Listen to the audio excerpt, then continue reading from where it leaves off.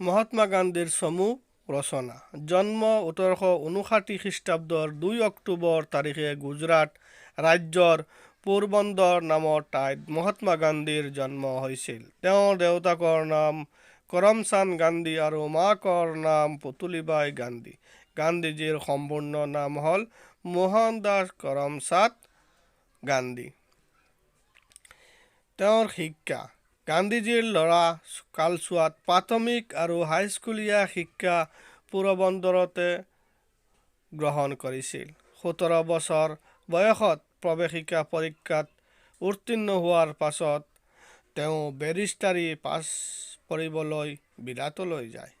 1891 খ্ৰীষ্টাব্দত বিলাতত বেৰিষ্টাৰী পাছ কৰি ভাৰতলৈ ঘূৰি আহে। তেওঁৰ জীৱনী। গান্ধীজীয়ে বিলাতৰ পৰা ঘূৰি আহি পোনতে ওকালতি তেওঁ আৰম্ভ কৰে। কিন্তু কিছুদিনৰ পিছত তেওঁ আফ্ৰিকালৈ যায় আৰু তাতেই ৰাজহুৱা জীৱনৰ কাম আৰম্ভ হয়। সেই সময়ত আফ্ৰিকাত থকা ভাৰতৰ লোকসকলৰ ওপৰত ইংৰাজসকলে নানা ধৰণৰ অত্যাচাৰ চলাইছিল। সেয়েহে ইংৰাজসকলে চকুৰে গান্ধীজীক ভাল পোৱা নাছিল। ইয়াৰ কিছুদিন পাছত গান্ধীজী পুনৰ ভাৰতলৈ ঘূৰি আহিছিল। সেই সময়ত ভাৰতবৰ্ষ ইংৰাজসকলে শাসন কৰিছিল।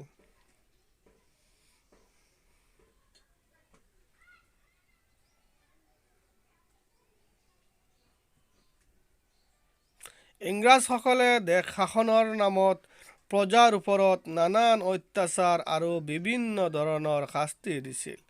গান্ধীজীয়ে এই অত্যাচাৰত দেশৰ স্বাধীনতাৰ বাবে 1931 খ্ৰীষ্টাব্দত লোণ ঋণ আইন অমান্য ভাৰত ত্যাগ আন্দোলন আদিত তেওঁ অংশগ্ৰহণ কৰিছিল।